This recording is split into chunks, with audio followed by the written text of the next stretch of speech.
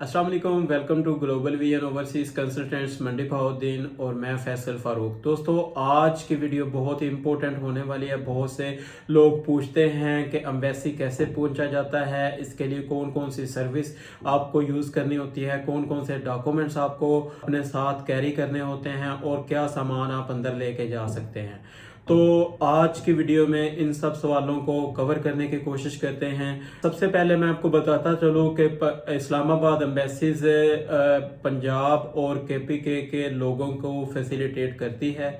इसके अलावा कराची और बलूचिस्तान के लोगों के लिए कराची कौंसलेट्स होते हैं जो कि आपको बेटर सर्विसेज प्रोवाइड करते हैं। तो सबसे पहले आज की वीडियो में हम डिस्कस करते हैं कि जब आप इस्लामाबाद डिप्लोमेटिक इनक्लेव या जिसको आप वीज़ा शटल सर्विस भी बोलते हो, तो ये एक ही जगह के 3 नाम हैं। इस जगह पे आपको कैसे पहुंचना है? फर्स्ट ऑफ ऑल आप फैजाबाद बस स्टैंड पे पहुंचते हैं, या फैजाबाद का जो सेंटर है ये एक मेन पॉइंट है इस्लामाबाद का, वहां पे आपको पहुंच जाना है। वहां पे आप बाइकिया की सर्विस भी यूज कर सकते हैं। इसके अलावा आप कैब यूज कर सकते हैं, या सुजुकी मेहरान जो चलती हैं, कैब्स टैक्सीज वगैरह चलती हैं, इनके थ्रू भी आप शटल सर्विस पहुंच सकते हैं। इस्लामाबाद से आपको 3rd एवेन्यू इस्लामाबाद का रूट लेना होता है। वहां से आप visa seekers facilitation and shuttle service के ऑफिस के बाहर पहुंच जाते हैं। तो यहां से असली काम शुरू होता है। जब आप वीजा फैसिलिटेशन सेंटर पहुंच जाते हैं तो बाहर गार्ड्स आपसे अपॉइंटमेंट की कॉपी पूछते हैं, या आपकी सर्चिंग वगैरह करके आपको अंदर जाने देते हैं। जब आप अंदर चले जाते हैं तो आपको एक बात बताता चलो कि आपके पास पासपोर्ट्स, आईडी कार्ड और आपकी अपॉइंटमेंट की 2 या 3 कॉपियां होनी चाहिए। एक कॉपी आपको एक्स्ट्रा अपने पास कैरी करनी चाहिए। इसकी वजह भी बताता हूं कि जब आप फैसिलिटेशन सेंटर के अंदर पहुंच जाते हैं तो आपको एक कॉपी 100 रुपीज़ की वो करके देंगे, जो कि बाहर आपकी 2, 4 रुपये, 5 रुपये में आपकी कॉपी एक हो जाती है।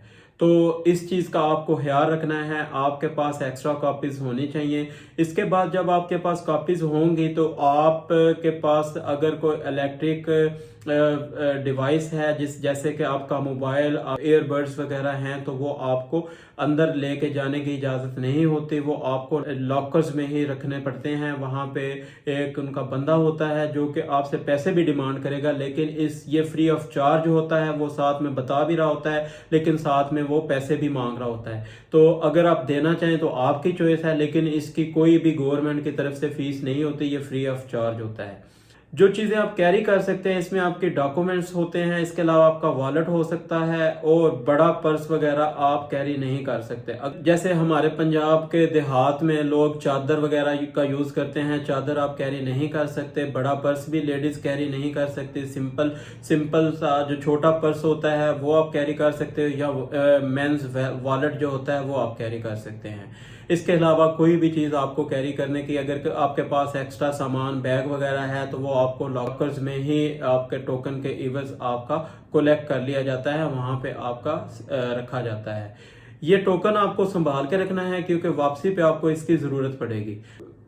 नेक्स्ट आपको दोबारा से सर्चिंग करवा के शटल सर्विस सेंटर के अंदर पहुंचाया जाता है। वहाँ उसके लिए जो डॉक्यूमेंट्स आपको रिक्वायर्ड होंगे उनमें आपका पासपोर्ट का बायोडाटा पेज और आपके अपॉइंटमेंट की एक कॉपी आपको रिक्वायर्ड होती है, जो कि वो सबमिट कर लेते हैं। सबमिट करने के बाद काउंटर से आपको एक रिसीट दी जाती है।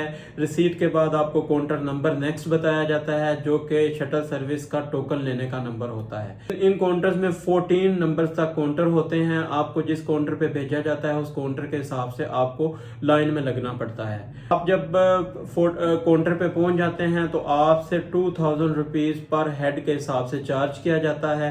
2000 जब आप देंगे तो आपको शटल सर्विस का टोकन, या जिसको आप कार्ड बोलते हैं, ये दे दिया जाता है।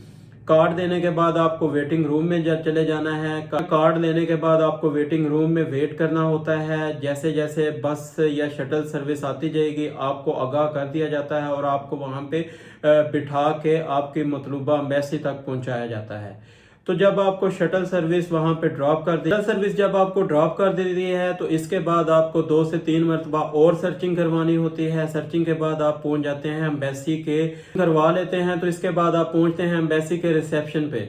रिसेप्शन पे आपसे आपका आईडी कार्ड लिया जाता है और इसके बदले आपको एक बैज या नंबर इशू कर दिया जाता है। इसके बाद जैसे जैसे आपकी बारी आती चली जाएगी उस हिसाब से आपको माइक पे अनाउंस किया जाता है, आपका नाम भी अनाउंस किया जा सकता है और उसके बाद आपका बैज नंबर भी अनाउंस किया जा सकता है। तो अनाउंसमेंट के हिसाब से आपको जाना होता है एम्बेसी के अंदर। अब आप एम्बेसी के अंदर पहुंच जाते हैं और उसके बाद आपको आपकी अपॉइंटमेंट दिखानी होती है और उसके मुताबिक आपको अपनी फाइल वगैरह सबमिट करनी होती है।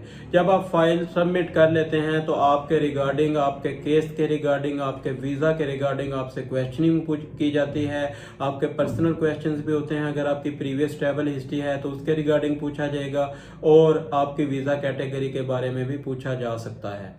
तो जब आप ये सारे क्वेश्चन के आंसर दे देते हो तो उसके बाद आपकी एम्बेसी फीस आपको देनी होती है। एम्बेसी फीस कलेक्ट करने के बाद आपको एक रिसीट दी जाती है जिस पे सारी डिटेल्स होती हैं कि आपकी कितनी एम्बेसी फीस आपसे चार्ज की गई है, कौन सी वीज़ा कैटेगरी है। ये फीस जब आप पे कर देते हो तो उसके बाद आपका पासपोर्ट और आपकी कंप्लीट फाइल सबमिट कर दी जाती है और फाइल सबमिट करने के बाद आपको टाइम दिया जाता है जिसके बाद आपको वेटिंग का बोला जाता है। तो ऐसे ही आपकी फाइल सबमिट हो जाती है। फाइल सबमिट होने के बाद आपको दोबारा वही रूट फॉलो करना है, शटल सर्विस का वेट करके आपको शटल सर्विस तक पहुंचना है और उसके बाद वहां से आपको क्लियरेंस के बाद आ जाना है लॉकर रूम्स में, जहां पे आपका कोई सामान वगैरह होगा तो आप वहां से कलेक्ट करोगे। सामान कलेक्ट करने के बाद आपको जहां जहां भी आपने जाना है उस हिसाब से आपको फॉलो अप लेके मतलूबा टाइम तक वेट करना होता है। जब आपका टाइम कंप्लीट हो जाता है तो आपको वीज़ा फैसिलिटी सेंटर या फिर एम्बेसी की तरफ से कॉल आती है कि आप अपना पासपोर्ट कलेक्ट कर लें। अगर आपने कोरियर सर्विस का इंतखाब किया हुआ है, चूज़ की हुई है, तो कोरियर के थ्रू आपको पासपोर्ट आपके मतलूबा एड्रेस पे मिल जाता है। तो दोस्तों ये थी आज की वीडियो, होपफुली आपको पसंद आई होगी। तो मज़ीद इन्फॉर्मेटिव वीडियोस के लिए जुड़े रहिए। मिलते हैं नेक्स्ट वीडियो में। अल्लाह हाफिज़।